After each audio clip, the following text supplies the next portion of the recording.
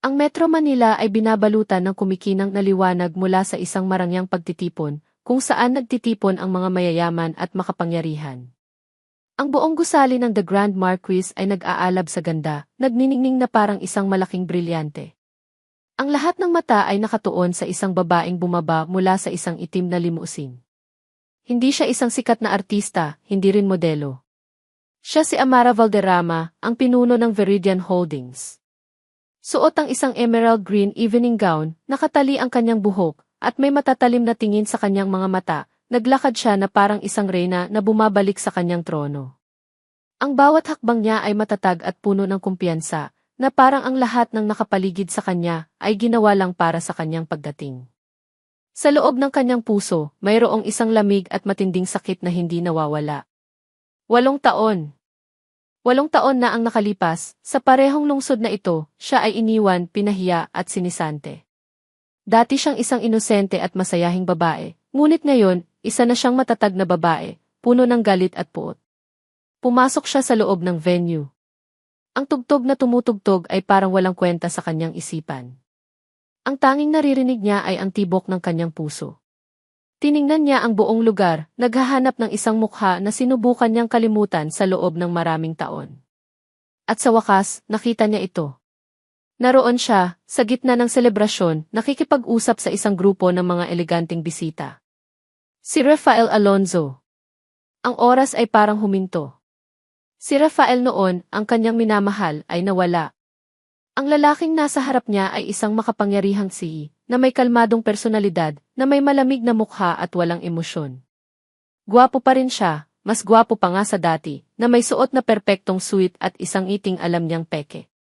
Naramdaman niya ang matinding galit sa kanyang puso. Kilala niya ang lalaking ito. Siya ang dahilan kung bakit siya nawala ng trabaho, sinisante siya dahil sa mga kasinungalingan ng kanyang pamilya. Huminga siya ng malalim, pinapaalala sa kanyang sarili. Hindi na ako ang dating Amara, Rafael. Ako na si Amara Valderrama. Ito ang oras para pagbayaran mo ang lahat, bulong niya sa kanyang sarili. Lumapit si Amara sa bar, sinusubukan na huwag siyang mapansin ni Rafael.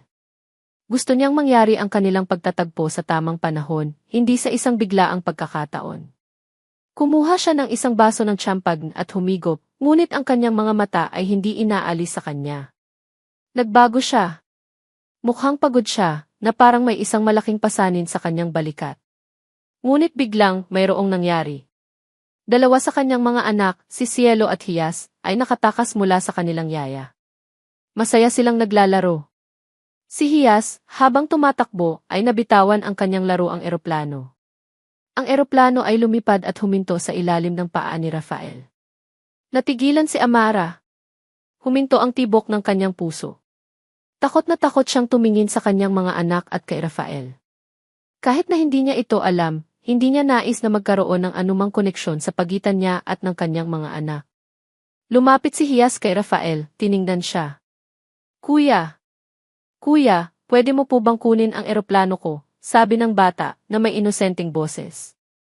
Yumuko si Rafael at kinuha ang eroplano. Ibinigay niya ito sa bata na may isang mahinang ngiti. Isang ngiti na hindi niya nakita sa kanyang mukha mula nang siya ay bumalik. Ang emosyon sa kanyang puso ay biglang naging magulo. Sa mga sandaling iyon, lumapit si Cielo, niyakap ang paa ni Rafael, at sinabi na may malambing na boses, Daddy. May bago na akong eroplano. Natigilan si Rafael. Ang kanyang mukha ay namutla. Ang salitang kay Daddy ay umalinggaw sa buong venue na nagdulot ng sakit sa puso ni Amara. Mabilis siyang tumakbo sa kanyang mga anak, niyakap sila. Cielo! Hias! Hindi siya ang daddy niyo, sabi niya, na may matigas na boses. Tumingin siya kay Rafael, at mabilis na lumayo sa lugar, iniiwan siya na mag-isa, nakatayo sa gitna ng magulong selebrasyon. Hindi narinig ni Rafael ang lahat. Ang tanging narinig niya ay ang salitang Daddy, at ito ang nagpahirap sa kanya. Ang kanyang mukha ay naging malamig, ngunit sa kanyang mga mata, mayroong isang malalim na pagkalito. Tiningnan niya ang likod ni Amara, ang babaeng sinisante niya noon. Nagbago siya ng malaki. Mas malakas siya, mas matatag, at mayroon siyang mga anak. Tiningnan niya ang laruang eroplano sa kanyang kamay, naramdaman niya ang isang kakaibang pakiramdam, isang bagay na pamilyar na hindi niya maintindihan. Hindi ito sa kanya, ngunit naramdaman niyang nawalan siya ng isang napakahalagang bagay. Ang isip ni Rafael Alonzo ay nababalot ng pagkalito dahil sa kanyang pagtatagpo kay Amara Valderrama. Umupo si Rafael sa kanyang opisina, nakatingin sa screen ng kanyang computer. Ngunit sa halip ng mga numero at graphs ng Alonzo Corp, ang tanging nakikita niya ay ang mukha ni Amara, at ang salitang "Daddy" ay umalingaw sa kanyang isipan. "Sir, ito ang ulat tungkol sa Veridian Holdings," sabi ng kanyang assistant, si Eric. Tumango si Rafael at kinuha ang file. Binuksan niya ito at tiningnan. Veridian Holdings. Isang bagong kumpanya na mabilis na lumago sa merkado, na may matapang na mga estratehiya at delikadong mga deal. Ngunit ang lahat ng iyon ay hindi mahalaga kay Rafael sa mga sandaling iyon. Huminto siya sa unang pahina. Naroon ang larawan ng pinuno, si Amara Valderrama. Pareho siya, ngunit hindi siya pareho. Ang mga mata niya ay pareho sa mga mata na minahal niya noon, ngunit ngayon ay wala na ang inosente at init. Ngayon, matatalim, malamig at misteryoso ang mga ito. Ang pagkakahawig ay hindi maikakaila. Siya si Amara, ang dati kong sekretary, bulong ni Rafael. Nagulat si Eric. Sir. Siya ang CC ng isang malaking kalaban. Alam ko, sabi ni Rafael, ang kanyang boses ay puno ng pagdududa. At siya ang naging kalaban ko. Hindi nakatulog si Rafael sa gabing iyon. Inisip niya si Amara, ang salita ng batang lalaki. Kinuha niya ang kanyang telepono at nagsimulang maghanap ng impormasyon tungkol sa kanya. Nakakita siya ng isang lumang balita na nagsasabing dating sekretary na sinisante dahil sa katiwalian.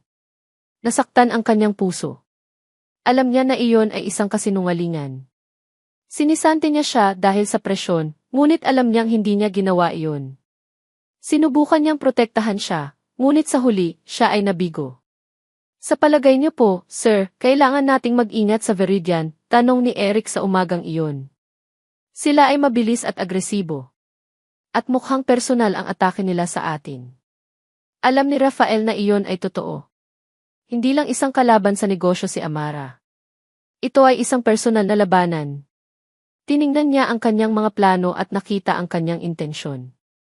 Tinatarget niya ang mga mahihinang puntos ng Alonzo Corp, mga puntos na alam lang ng isang tao na nagtrabaho roon sa loob ng mahabang panahon. Naghihiganti siya. Ngunit hindi ito nagdulot ng galit sa kanya. Ito ay nagdulot ng isang pakiramdam ng pagkakasala. Ano ang ginawa niya? Sinira niya ang buhay niya. Ginawa niya siyang isang babaeng puno ng galit at puot. Samantala, lumabas si Amara sa isang business news show. Sumagot siya ng matalino at matalim, ngunit sa kanyang mga mata, nakita ni Rafael ang isang malamig na pagtingin. Maraming kumpanya ang nasira dahil sa kasinungalingan, sabi niya sa Z, nakatingin sa kamera. At kung ang isang kumpanya ay itinayo sa kasinungalingan, hindi ito tatagal. Naramdaman ni Rafael na parang direktang sinasabi niya iyon sa kanya. Ang kanyang mga salita ay hindi lang isang babala, kundi isang banta. Naiintindihan niya na tinutukoy niya ang pagmamanipula ng kanyang pamilya, kasama na ang kanyang pagsisante sa kanya. Eric, sabi ni Rafael, alamin mo ang lahat tungkol kay Amara Valderrama. Hindi ang kanyang business profile. Gusto kong malaman kung saan siya nanirahan, ano ang ginawa niya sa loob ng 8 taon. At gusto kong malaman ang tungkol sa mga batang iyon. Nais niyang malaman ang katotohanan. Nais niyang malaman kung ang mga bata ay kanyang mga anak. Nais niyang malaman kung masaya siya. Nais niyang malaman kung maaari pa siyang maging masaya. Sa gabing iyon, habang aalis na si Rafael sa kanyang opisina, huminto siya sa kanyang desk. Binuksan niya ang kanyang drawer at kinuha ang isang lumang kahon na puno ng alikabok. Sa loob ay isang lumang kwintas, ang kwintas na ibinigay niya kay Amara sa kanyang ika-22 na kaarawan.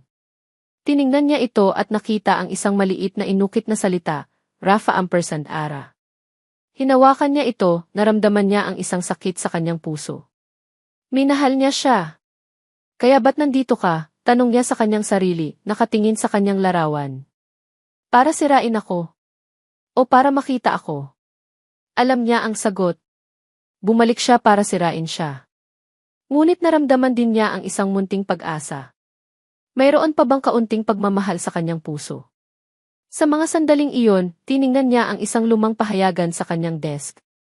Ang pahayagan ay mailarawan ni Amara, ngunit sa pagkakataong ito, nakita niya ang ibang bagay. Ang larawan ay kinunan habang nakikipag-usap siya sa isang lalaki. Hindi niya makita ng malinaw ang mukha, ngunit alam niyang hindi iyon siya. At naramdaman niya ang isang sakit na hindi niya maintindihan. Ang takot ni Amara na matuklasan ni Rafael ang kanyang pagkatao ay nagdulot ng kanyang pagiging laging handa. Ang kanilang pagtatagpo sa selebrasyon ay nagdulot ng malaking pag-aalala kay Amara. Sa bawat tunog ng telepono, siya ay natatakot. Takot siya na malaman ni Rafael ang katotohanan, hindi lang tungkol sa kanya, kundi pati na rin sa kanyang 4 na anak. Sa loob ng 8 taon, sila ang nagbigay buhay sa kanya. Hindi niya hahayaang may sinuman, lalo na si Rafael, nasaktan sila. "Mommy, bakit hindi na po tayo bumalik sa park?" tanong ni Diwata, na may malalaking, inosenteng mga mata. "Masaya po doon." Hinaplos ni Amara ang buhok ng kanyang anak. "Hindi muna, anak," sabi niya, sa pinakamahina niyang boses. "Busy si mommy, okay?" Sa labas, si Amara ay isang makapangyarihang ngunit sa bahay, isa lang siyang ordinaryong ina na nag-aalala sa kanyang mga anak. Tiningnan niya ang 4 na naglalaro at ang kanyang puso ay nabasag. Sila lang ang mayroon siya. At sila ang kanyang pinakamalaking lihim. Nagsimulang mag-imbestiga si Rafael sa kanya. Alam ni Amara ito. Sa pamamagitan ng kanyang network, nakatanggap siya ng isang ulat na sinisikap ni Rafael na alamin ang kanyang buhay pagkatapos ng kanyang pagsisante. Alam niya kung ano ang hinahanap niya. Hinahanap niya ang sagot. Isang hapon, habang si Amara ay kasama ang kanyang mga anak sa isang mall, naramdaman niyang mayroong sumusunod sa kanya. Tiningnan niya ang paligid at nakita ang mga mata ni Rafael. Nakatayo siya sa isang sulok, nakatingin sa kanya at sa kanyang mga anak. Ang kanyang mga mata ay hindi tulad ng isang kalaban sa negosyo, kundi tulad ng isang ama na naghahanap ng kanyang mga anak. Ang puso ni Amara ay tumibok ng mabilis. Ayaw niyang makita niya sila. Ayaw niyang lapitan niya sila. Naramdaman niya ang isang pagkalito at galit sa kanyang puso. Mabilis niyang hinawakan ang kamay ng kanyang mga anak at hinila sila. "Tara na, mga anak," sabi niya sa isang matigas na boses. "Uwi na tayo." Lumabas si Rafael sa sulok. Tumatakbo siya papunta kay Amara, sinusubukang abutin siya. "Amara, mag-usap tayo," tawag niya. Hindi siya pinansin ni Amara, ngunit patuloy siyang sumunod. Sa huli, nang makarating sila sa parking lot, hinarangan ni Rafael ang kanyang daan. "Sino sila, Amara?" tanong niya, sa isang boses na puno ng pag-aalala. "Bakit kamukha ko sila? Sila ba ang mga anak ko?" Huminto si Amara. Tiningnan niya ang kanyang mga mata, at nakita niya ang isang malalim na sakit. Ngunit hindi siya makatayo. Gumawa siya ng isang malaking pader sa kanyang puso. "Hindi sila anak mo," sabi niya sa isang matigas na boses. "Ang mga anak ko ay walang ama." "Huwag kang magsinungaling, Amara," sabi ni Rafael, ang kanyang boses ay nanginginig. "Nakita ko ang mga mata nila. Ang mata mo. Alam kong sa akin sila." Hindi na kaya ni Amara. Ang sakit at galit sa kanya ay sumabog. "Anak mo? At saan ka noong kailangan ko sila?" sigaw niya. "Wala ka. Sinisante mo ako, itinapon mo ako na parang basura. At ngayon, gusto mong maging ama sa kanila? Wala kang karapatan, Rafael." Ang mga salita ni Amara ay parang isang kutsilyo na tumusok sa puso ni Rafael. Nasaktan siya ngunit hindi siya lumayo. "Nagkamali ako," sabi niya sa isang boses na puno ng pagsisisi. "Pero hindi ko sinasadya." "Hindi sinasadya," tumawa si Amara. "Ang sinasadya mo lang ay sirain ako. Mag-isa akong nagpalaki sa kanila. Mag-isa kong inalagaan ang mga sugat na binigay mo. Kaya ngayon, lumayo ka. Huwag kang lalapit sa mga anak ko." Hinila niya ang mga kamay ng kanyang mga anak at umalis, iniwan si Rafael na mag-isa sa parking lot na may luha sa kanyang mga mata. Nawala niya siya isang beses at ngayon may panganib na mawala sa kanya ang kanyang mga anak. Ang pusong puno ng galit at sakit ni Amara ay nagdulot ng isang matinding laban. Ngunit sa likod ng lahat ng iyon, mayroong isang malaking plano na hindi nila alam. Si Rafael ay umupo sa isang meeting room, nakatingin kay Amara. Mukhang malamig siya, ngunit sa kanyang mga mata, mayroong isang apoy ng paghihiganti. Si Amara naman ay nakatingin sa kanya, na may isang tingin na hindi niya maintindihan. Kailangan nating magtrabaho ng magkasama, sabi ni Don Santiago. Ang Alonzo Corp. At ang Viridian Holdings. Ito ang magiging pinakamalaking proyekto sa buong bansa. Natigilan si Amara at Rafael. Hindi nila akalain na mangyayari ito.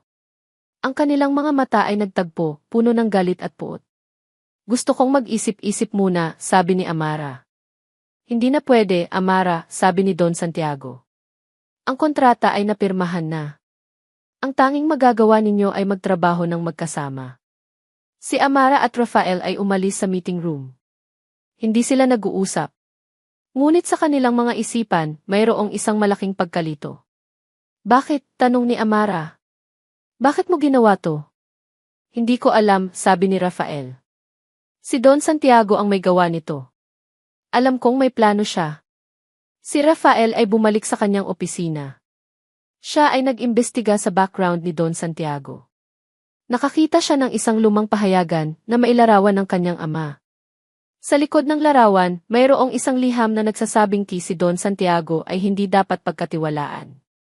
Siya ay isang ahas. Sino ang nagpadala nito? Tanong ni Rafael sa kanyang sarili. Ano ang plano niya? Sa mga oras na iyon, mayroong isang babae na nagpadala sa kanya ng isang sulat. Ang sulat ay nakabalot sa isang brown envelope na walang pangalan. Si Rafael ay natigilan. Binuksan niya ito. Sa loob, mayroong isang maikling mensahe. Alam ko ang lahat ng nangyari sa pagitan mo at ni Amara. Si Don Santiago ang may gawa. Siya ang may pakana ng lahat. Nagulat si Rafael. Siya ay nanatili sa kanyang opisina na may isang matinding pagkalito sa kanyang isipan. Hindi ko alam kung ano ang dapat kong gawin, sabi ni Rafael sa kanyang sarili. Ang alam ko lang, kailangan kong malaman ang katotohanan. Ang isip ni Amara ay naguguluhan dahil sa isang katotohanan na hindi niya kayang itago. Hawak ni Amara ang isang larawan. Ito ay isang screenshot ng isang anonymous bank account na may mga regular na halaga ng pera na ipinadala sa kanyang account sa loob ng 8 taon. Ipinadala ito mula sa isang anonymous na email. Agad niya itong binura, ngunit hindi niya makalimutan ang nilalaman nito. Nakilala niya na ang pangalan ng kumpanya ay pag-aari ng assistant ni Rafael. Naramdaman niya ang isang pagkalito sa kanyang puso. Ang galit na binuo niya sa loob ng 8 taon, ngayon ay nanginginig. Akala niya ay isang walang puso na tao si Rafael, isang taong sinisante siya at iniwan siya ng walang pag-aalala. Ngunit paano kung siya ay lihim na tumutulong sa kanya sa buong panahon? Akala niya ay siya ay nabuhay mag-isa. Ipinagmalaki niya ang kanyang lakas. Ngunit ngayon, naramdaman niya na mayroong isang kamay na tumutulong sa kanya, nagpoprotekta sa kanya. At ang kamay na iyon ay pag-aari ni Rafael. Bakit, Rafael, bulong niya, na may luha sa kanyang mga mata. Bakit mo ginawa to? Sa mga sandaling iyon, tumunog ang kanyang telepono. Ito ay ang kanyang yaya. Ang boses nito ay nanginginig. Ma'am, kailangan po ninyong umuwi. May nangyari po sa mga bata. Tumakbo si Amara sa kanyang bahay. Nakita niya ang kanyang 4 na anak na nakaupo sa harap ng TV, na may malungkot na mukha. Sa screen, mayroong isang balita na nagpapakita ng isang 4 na bata na walang ama ng CEO na si Amara Valderrama. At ang nagbunyag ng impormasyon na iyon ay walang iba kundi si Don Santiago. Ang puso ni Amara ay tumalon sa kanyang lalamunan. Tinago niya ang katotohanan ito sa loob ng maraming taon, ngunit ngayon, ito ay nabunyag. Hindi lang siya gustong sirain ni Don Santiago, kundi pati na rin ang kanyang mga anak. Pinatay ni Amara ang sisi, niyakap niya ang kanyang mga anak, sinusubukang pakalmahin sila. Huwag kayong matakot, mga anak, sabi niya, na may matatag na boses.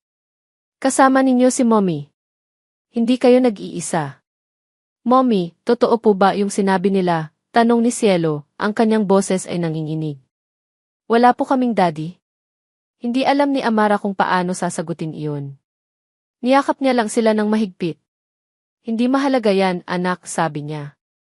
Ang mahalaga ay mahal na mahal ko kayo. Pagkatapos noon, tumawag si Rafael sa kanya. Siya ay nag-atubili at pagkatapos ay sinagot niya. Ano, sabi niya sa isang malamig na boses. Amara, nakita ko ang balita, sabi niya. Galit ako kay Don Santiago. Huwag kang mag-alala, gagawin ko ang lahat para protektahan kayo. Huwag mong sabihin na gagawin mo ang lahat para sa amin, sigaw ni Amara. Wala kang karapatan. Binigyan mo ako ng pera, pero sinira mo ang buhay ko. Kinuha mo ang lahat ng mayroon ako. Amara, hindi ko sinasadya. Hindi sinasadya, tumawa si Amara. Ang sinasadya mo lang ay sirain ako. Mag-isa akong nagpalaki sa kanila. Mag-isa kong inalagaan ang mga sugat na binigay mo. Kaya ngayon, lumayo ka. Huwag kang lalapit sa mga anak ko. Binaba niya ang telepono. Naramdaman niya ang kanyang puso na nasira. Ang sakit at galit sa kanya ay sumabog. Siya ay nabuhay sa galit at ngayon, naramdaman niya na ang galit na iyon ay kumain sa kanya. Pagkatapos ng ilang sandali, ang isa sa kanyang mga anak, si Araw, ay tumakbo sa kanya, niyakap ang kanyang paa. Umiiyak siya, sinasabing takot siya. Niyakap ni Amara ang kanyang anak na may luha sa kanyang mga mata. Siya ay mali. Hindi niya maaaring hayaang kontrolin ng galit ang kanyang buhay. Hindi niya maaaring hayaang magdusa ang kanyang mga anak. Kailangan niyang lumaban. At alam ni Amara kung ano ang dapat niyang gawin. Siya ay haharapin si Don Santiago. Siya ay ilalantad ang lahat ng kanyang mga krimen. At siya ay poprotektahan ang kanyang pamilya. Ang galit ni Rafael ay umabot na sa ruro. Pagkatapos ng pag-uusap nila ni Amara, naramdaman ni Rafael na siya ay nabigo. Sinubukan niyang magpaliwanag, sinubukan niyang protektahan siya, ngunit sa huli, siya ay nabigo. Siya ay tinanggihan ni Amara, muli. Ngunit sa pagkakataong ito, hindi na siya naramdaman ng desperasyon. Siya ay naramdaman ng galit. Galit siya sa kanyang sarili, sa kanyang pagiging mahina. At galit siya kay Don Santiago, ang taong sumira sa kanyang buhay at sa buhay ni Amara. Nagmaneho siya papunta sa bahay ni Don Santiago. Pagdating niya, nakita niya si Don Santiago na nakaupo sa sofa, na maihawak na isang baso ng wine. Rafa, akala ko hindi ka napupunta, sabi niya sa isang malungkot na boses. Napapanood mo ba ang balita? Napakaganda ng palabas. Tiningnan ni Rafael si Don Santiago, ang kanyang mga mata ay puno ng galit. Ikaw ang may gawa, hindi ba? Sabi niya sa isang malamig na boses. Bakit mo ginagawa to? Bakit mo sinisira ang buhay ni Amara at ng kanyang mga anak? Tumawa si Don Santiago. Ganoon ka ba ka in love sa kanya, anak, sabi niya. Nakalimutan mo na ba ang pamilya natin? Ang mga Alonzo. Wala akong pakialam sa pamilya mo, sigaw ni Rafael. Wala kayong pamilya. Sinisira niyo lang ang buhay ng mga tao para sa kapangyarihan at pera. Tumayo si Don Santiago, lumapit kay Rafael. Huwag kang magsalita ng ganyan, Rafael, sabi niya, ang kanyang boses ay puno ng banta. Huwag kang magsalita ng masama sa akin. Dahil kung hindi, baka may mangyari sa mga anak mo. Ang mga salitang iyon ay parang isang kuryente na tumusok sa puso ni Rafael. Siya ay lumayo, nakatingin kay Don Santiago na may pagkalito. Wala kang karapatang gawin yan, sabi niya. Wala kang karapatang hawakan sila. Mayroon akong karapatan, tumawa si Don Santiago. Dahil ang lahat ng ito ay aking ginawa. Lahat ay nasa kamay ko, Rafael. Si Don Santiago ay patuloy na nagsasalita, inilalantad ang lahat ng kanyang mga krimen. Sinabi niya na ang pagsisante kay Amara ay isang bahagi ng kanyang plano para kontrolin si Rafael. Siya ay nagmamanipula ng lahat, mula sa pagsisante kay Amara hanggang sa pagpaplano ng pagtatagpo ng dalawang kumpanya. Naramdaman ni Rafael na ang kanyang mundo ay gumuho. Ang lahat ng kanyang pinaniniwalaan, ang lahat ng kanyang iniisip ay totoo, ay isang kasinungalingan. Tiningnan niya si Don Santiago at sa unang pagkakataon, nakita niya ang tunay na demonyo. Pagkatapos ng kanilang pag-uusap, tumakbo si Rafael sa isang lumang bahay, kung saan siya ay lumaki. Ito ay ang bahay ng kanyang tunay na ama, kung saan tinago niya ang kanyang mga lihim. Nakakita siya ng isang lumang journal ng kanyang ama at isang maliit na kahon. Sa loob, mayroong ilang lumang liham at isang larawan. Ang larawan ay ng kanyang tunay na ama, isang lalaking hindi niya kilala. Binasa niya ang mga liham at natuklasan niya ang katotohanan. Ang kanyang tunay na ama, ang nagtatag ng Alonzo Corp, ay niloko at inalis ni Don Santiago. Si Rafael ay hindi ang tunay na anak niya. Siya ay isang piraso lang sa isang malaking plano para kunin ang lahat. Naramdaman ni Rafael na siya ay sinaksak. Tiningnan niya ang larawan ng kanyang tunay na ama at nakita niya ang kanyang sarili na umiiyak. Naramdaman niyang ang lahat ng kanyang pinaniniwalaan ay isang kasinungalingan. Siya ay nabuhay sa isang mundo ng ilusyon, isang mundo na ginawa ni Don Santiago. Nawala na sa kanya ang lahat. Nawala na sa kanya ang kanyang tunay na mga magulang. Nawala na sa kanya si Amara. At ngayon, may panganib na mawala sa kanya ang kanyang mga anak. Ano ang dapat niyang gawin? Kailangan niyang lumaban. Kailangan niyang ilantad ang tunay na mukha ni Don Santiago. Kailangan niyang kunin ang lahat ng nawala sa kanya. Sa loob ng kanyang bahay, tahimik na inayos ni Amara ang mga laruan na nagkalat sa sahig. Ang isip niya ay hindi nakatuon sa ginagawa niya. Ang mga salita ni Don Santiago sa balita, ang biglaang paglitaw niya sa harap ng mga anak niya, at ang pagiging agresibo niya sa business deal ay nagdudulot ng isang pakiramdam ng takot na hindi niya pa nararamdaman noon. Hindi na ito laro. Tinatarget ni Don Santiago ang mga anak niya. Naramdaman ni Amara na may kulang sa kwentong alam niya. Kung si Rafael ang kaaway, bakit siya tumutulong sa akin? Kung si Don Santiago ang tagapagtanggol ni Rafael, bakit niya sinisira ang reputasyon ng mga anak ko? Mama, may bisita po kayo, sabi ni Hias, ang isa sa mga kambal. Si Don Santiago Villamor ay nakatayo sa pinto, may dalang isang kahon ng tsokolate at mga stuffed toy. Hisa, sabi niya, na may ngiting hindi umabot sa kanyang mga mata. Dinalhan ko ang mga apo ko ng munting regalo. Napakunot ang noo ni Amara. Hindi sila apo mo, Jim Villamor.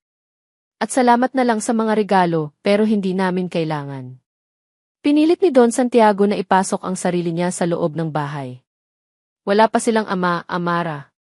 Siyempre, kailangan nilang magkaroon ng isang matatag na lolo. Umalis ka, sabi ni Amara.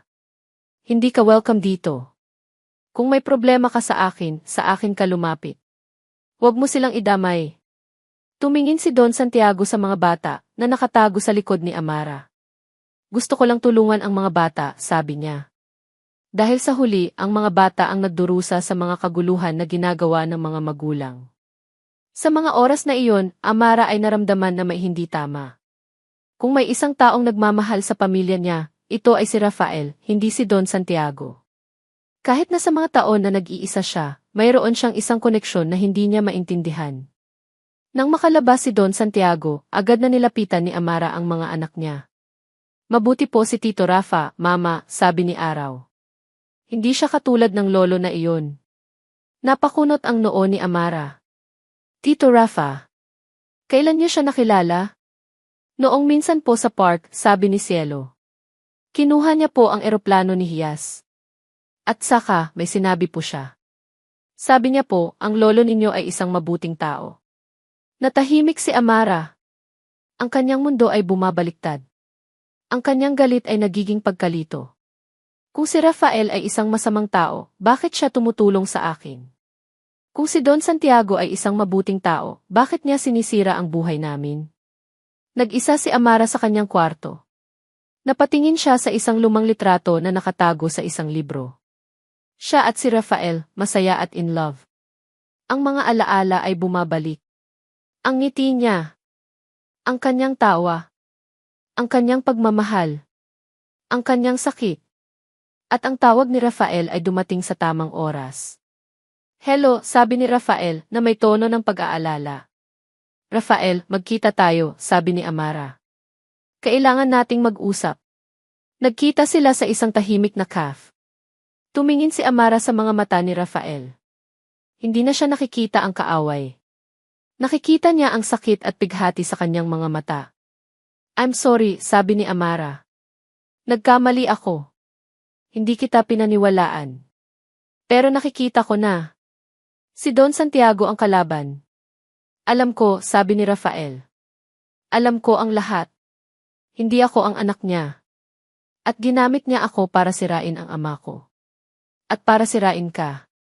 Sa mga sandaling iyon, ang lahat ng galit at sakit ni Amara ay nawala. Ang kanyang puso ay nabasag, pero ngayon, ito ay nagiging buo.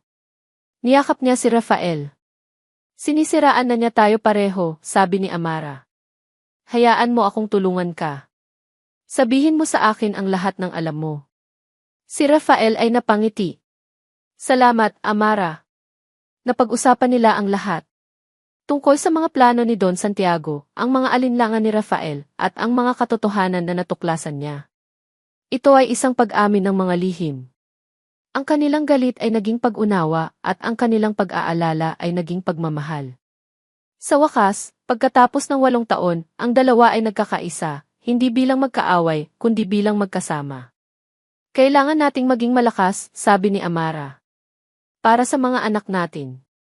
Para sa pamilya natin. Ngunit habang nagpaplano sila, hindi nila alam na may isang taong nakamasid sa kanila. Sa isang sulok ng CAF, may isang tao na kumuha ng litrato sa kanila. Ito ay isang taong galing kay Don Santiago na nagpadala sa kanya ng isang mensahe, nagsama na sila. Ang pagitan ng dalawang kalaban ay nawala, pinalitan ng isang pagkakaisa na itinayo sa sama-samang sakit at pag-asa. Si Rafael at Amara ay nagtutulungan, nagsusumikap na mahanap ang ebidensya laban kay Don Santiago. Ang dating sihi na mayabang at ang dating sekretary na inaapi ay ngayon ay isang pamilya. Hindi ko akalain na ganito ka-dedicated sa trabaho, sabi ni Rafael na may ngiti sa kanyang labi. Mabilis ka, maliksi at matalino. Salamat, sabi ni Amara. Ikaw rin. Akala ko, hanggang ngayon, ay isa ka pa ring sunod-sunuran kay Don Santiago. Ang kanilang mga salita ay tumago sa hangin, nagdadala ng isang damdamin ng pag-amin at pagpapatawad. Nagtrabaho sila ng buong gabi, ang kanilang mga mata ay nakatingin sa mga papel at mga dokumento. Mayroon silang ebidensya na si Don Santiago ay nagpapalusot ng pera, ngunit kailangan nila ng isang bagay na magiging pinal. Sana ay hindi pa huli ang lahat, sabi ni Amara. Hindi, sabi ni Rafael. Hindi pa. Dahil mayroon tayong mga anak na kailangang protektahan. Sa mga oras na iyon, natagpuan ni Rafael ang isang lumang dokumento sa isang storage room. Ito ay isang kontrata na nagpapakita na si Don Santiago ay nagbigay ng isang malaking halaga ng pera sa isang politiko para maging proteksyon.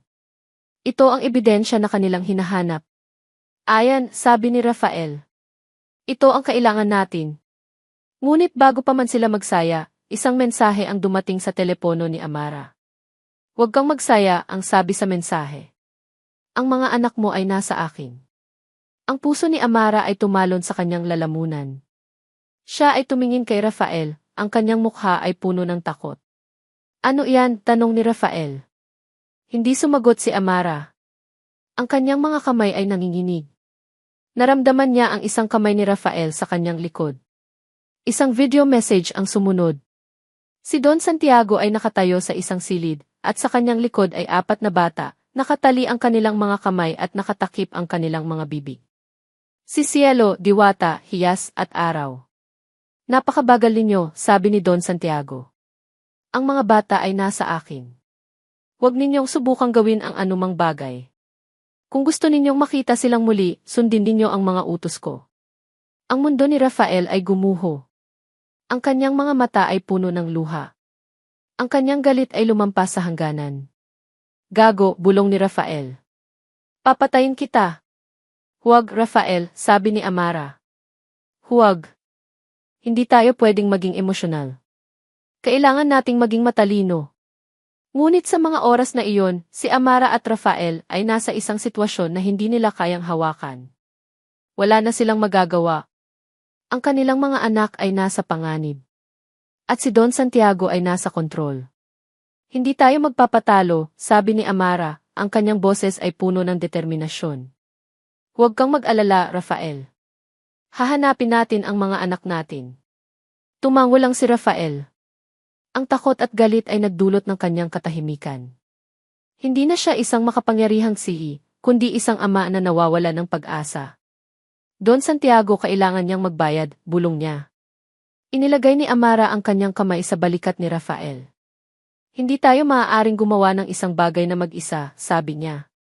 Kailangan nating maging matalino. Naglalaro siya ng isang laro at tayo ay sasama sa kanya. Mayroon silang isang plano. Gagamitin nila ang ebidensya na kanilang natagpuan upang ilantad si Don Santiago, at sa parehong oras, hahanapin nila ang kanilang mga anak. Tinawagan ni Amara ang isang matandang kaibigan, isang dating detective. Humingi siya ng tulong sa kanya at siya ay pumayag. Nahanap ko ang lokasyon nila, sabi ng detective sa telepono. Sila ay nasa isang lumang warehouse sa labas ng lungsod. Tumakbo si Amara at Rafael mula sa kanilang bahay. Nagmaneho sila papunta sa warehouse, ang kanilang mga puso ay tumibok ng mabilis. Alam nila na ito ay isang laban para sa kanilang buhay. Nang makarating sila, nakita nila ang isang lumang warehouse na inabandona. Walang tao doon. Pumasok sila at agad nilang naramdaman ang isang panganib. Mag-ingat ka, sabi ni Rafael. Ito ay isang patibong. Pumasok sila sa loob ng warehouse. Narinig nila ang tunog ng mga bata na umiiyak. Cielo! Diwata!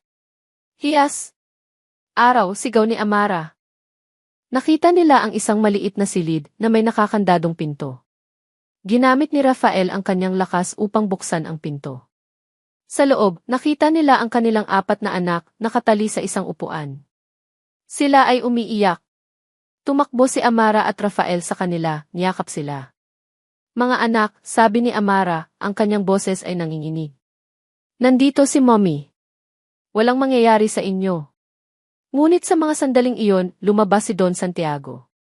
May hawak siyang baril at siya ay tumatawa. Mabuti na lang at dumating kayo, sabi niya. Naghihintay ako sa inyo sa loob ng mahabang panahon. Tinutok niya ang baril kay Rafael. Kinuha mo ang lahat ng mayroon ako, sabi niya. Ngayon, kukunin ko ang lahat ng mayroon ka. Hindi, sigaw ni Amara. Tumayo siya sa harap ni Rafael. Hindi niya ako sasaktan. Hindi mo siya pwedeng barilin, sabi ni Rafael. Siya ang ina ng mga anak mo. O talaga, tumawa si Don Santiago. Akala mo ba ay hindi ko alam? Alam ko ang lahat tungkol sa inyo. Akala mo ba ay maaari mo akong lokohin? Ginamit ni Rafael at Amara ang kanilang mga ebidensya upang ilantad ang lahat ng mga krimen ni Don Santiago sa harap ng mga pulis at mga mamamahayag na palihim nilang tinawagan. Si Don Santiago ay naaresto. Pagkatapos na maaresto si Don Santiago, ang kaguluhan ay unti-unting nawala. Dinala siya ng mga pulis at ang mga mamamahayag ay lumapit kay Amara at Rafael upang tanungin sila tungkol sa pangyayari. Ngunit walang pakialam ang dalawa. Tiningnan lang nila ang bawat isa at pagkatapos ay tiningnan ang 4 na natutulog na mga anak sa likod ng kotse. Salamat, sabi ni Amara, ang kanyang boses ay nanginginig. Kung hindi dahil sa iyo, hindi ko alam kung ano ang mangyayari. Inilagay ni Rafael ang kanyang kamay sa balikat ni Amara. Huwag kang magpasalamat, sabi niya. Ito ay ang aking tungkulin. Nagmaneho sila pabalik sa bahay. Nang makarating sila, binuhat ni Rafael ang 2 sa mga bata, habang binuhat ni Amara ang 2 pa. Inilagay nila sila sa kama, at pagkatapos ay umupo sila, nakatingin sa kanilang mga anak. Ang mga anak natin, bulong ni Amara. Sabi ni Rafael. Ang mga anak natin. Umupo sila roon tahimik. Wala nang galit, wala nang sakit. Ang tanging naroon ay ang kapayapaan at pagmamahal. Pagkatapos noon, kinuha ni Rafael ang isang maliit na singsing at lumuhod sa harap ni Amara. Amara, sabi niya sa isang boses na puno ng pag-ibig. Minahal kita sa loob ng mahabang panahon. Gumawa ako ng mga maling desisyon. Sinisante kita. Iniwan kita. Ngunit hindi ako tumigil sa pagmamahal sa iyo. Nais kong maging ama ng mga anak mo, isang tunay na ama.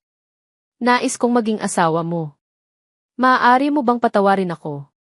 Tiningnan ni Amara si Rafael at ang luha ay dumaloy sa kanyang mukha. Nais niyang sumigaw na hindi siya papatawarin.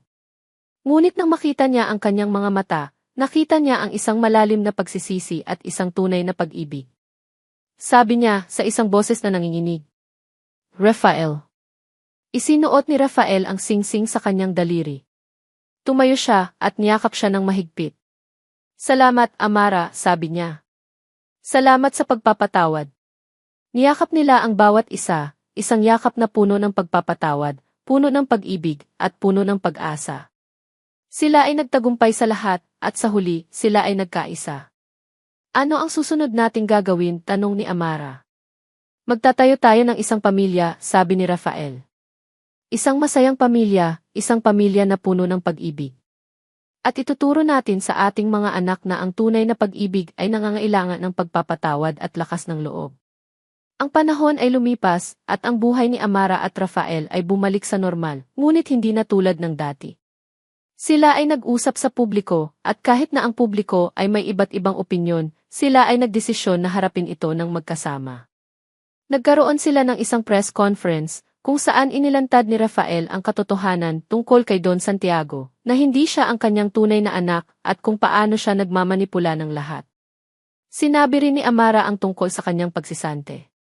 Hindi ko akalain na ganito kakalakas, sabi ni Rafael, habang sila ay nakaupo sa sala, nakatingin sa kanilang mga anak na naglalaro. Hindi ko akalain na kaya mong gawin iyon. Ginawa ko iyon para sa ating mga anak, sabi ni Amara. At ginawa ko iyon para sa aking sarili. Upang mapatawad ko ang aking sarili. Patawarin ang iyong sarili, tanong ni Rafael. Bakit? Ano ang ginawa mong mali? Hayaan mo na ang galit na kontrolin ako, sabi ni Amara, na mailuha sa kanyang mga mata. Akala ko na ang paghihiganti sa iyo ay magdudulot sa akin ng kaligayahan. Ngunit ako ay mali. Ito ay nagdulot lang sa akin ng sakit. Niyakap siya ni Rafael. Hindi ka nag-iisa, Amara, sabi niya. Sabay nating pagalingin ang ating mga sugat. Sa sumunod na araw, nagkaroon si Rafael ng isang maliit na selebrasyon, kasama lang ang kanyang pamilya at ilang malalapit na kaibigan. Ito ay isang masayang selebrasyon, puno ng tawa at pagmamahal. Mabilis po si Tito Rafa, Mommy, sabi ni Hias. Hindi na po siya tito, anak, sabi ni Amara. Siya na po ang papa niyo. Ang apat na bata ay tumakbo, niyakap si Rafael. Papa, sigaw nila. Papa.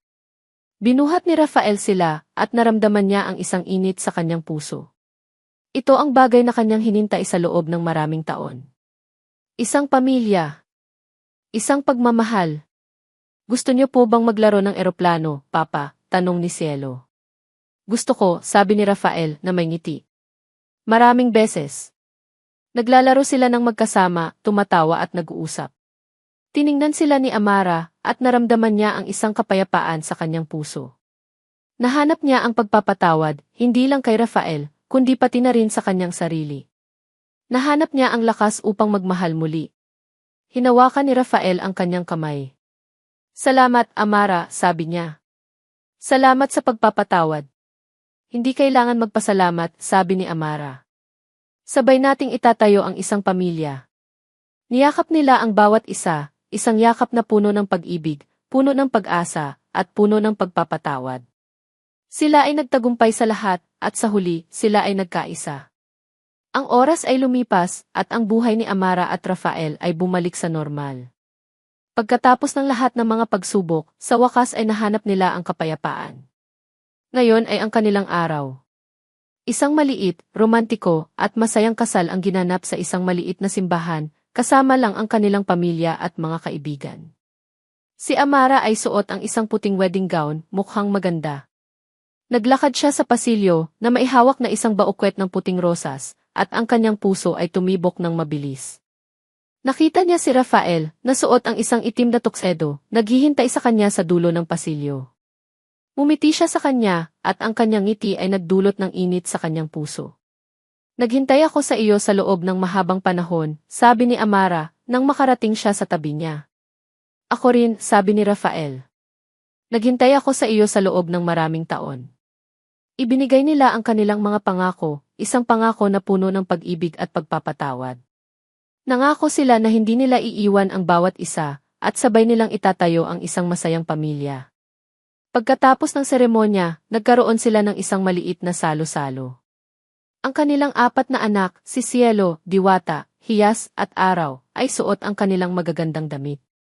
Sila ay tumatakbo, tumatawa, at sila ay nagkaroon ng isang mahalagang papel sa seremonya. Dinala nila ang mga singsing para sa kanila, at tumayo sila sa tabi nila, nakangiti. Ang ganda ng mommy namin, sabi ni Hias. At ang gwapo ng papa namin, sabi ni Cielo. Tiningnan ni Amara at Rafael ang bawat isa, at naramdaman nila ang isang malaking kaligayahan. Ito ang bagay na kanilang pinaghirapan. Ito ang bagay na kanilang hinintay sa loob ng maraming taon. Binabati kita, sabi ng isang kaibigan.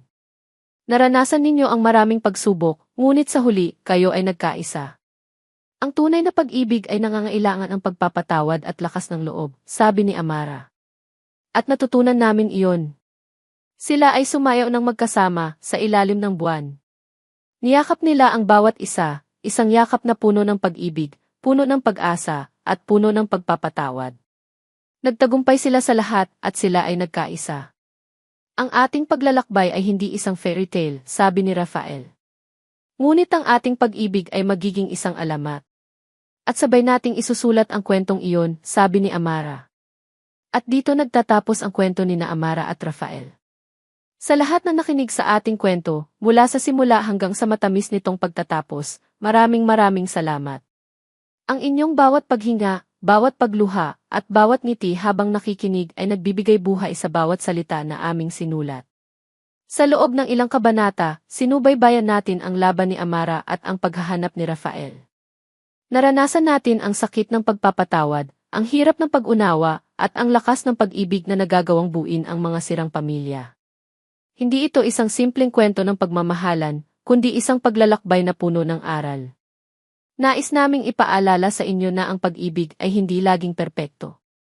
Minsan, ito ay puno ng sugat at pait. Pero sa bawat sugat na naghihilom, may bagong pag-asa na nabubuo. Sa bawat pagpapatawad, may bagong simula na naghihintay. Ito ang halaga ng pag-ibig, ang lakas na bumangon sa kabila ng lahat. Sana, ang kwento ni na Amara at Rafael ay nag-iwan ng isang ngiti sa inyong mga labi at isang pag-asa sa inyong mga puso. At kung mayroon kayong nais ibahagi, huwag kayong mag-atubiling mag-iwan ng komento. Gusto naming marinig ang inyong mga saloobin. Hanggang sa muli. Hindi binasa ang sulat ko.